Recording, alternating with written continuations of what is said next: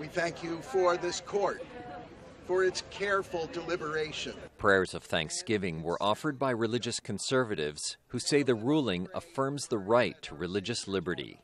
Lawyer Adele Keim represented the plaintiffs. Today, the U.S. Supreme Court, in a very narrow and balanced ruling, said individuals don't lose that fundamental human right just because they go into business with the rest of their family. The case against the government was brought by the arts and crafts chain Hobby Lobby and furniture maker Conestoga Wood Specialties. The Christian families who own them refuse to pay for contraceptives that are taken after intercourse as required by the health care reform law. Most Americans' health insurance comes from their employers, and critics say this ruling effectively puts a business owner's personal faith above the rights of their employees. Reverend Barry Lynn heads Americans United for the Separation of Church and State. This allows some companies in America already to nullify, to just wipe out federal law that protects women, protects religious minorities, and protects those who do not have the power.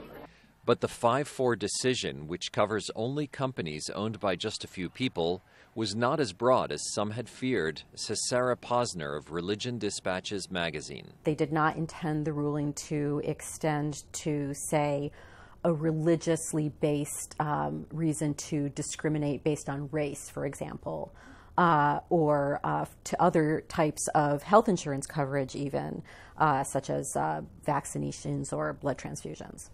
Birth control is here to stay, oh, oh, hey, hey! These protesters may be right in spite of this ruling. But for the first time, the Supreme Court has imbued corporations with a religious conscience. And that may have far-reaching consequences in a nation that believes deeply in religious freedom and private enterprise. Jerome Socolovsky, VOA News, Washington.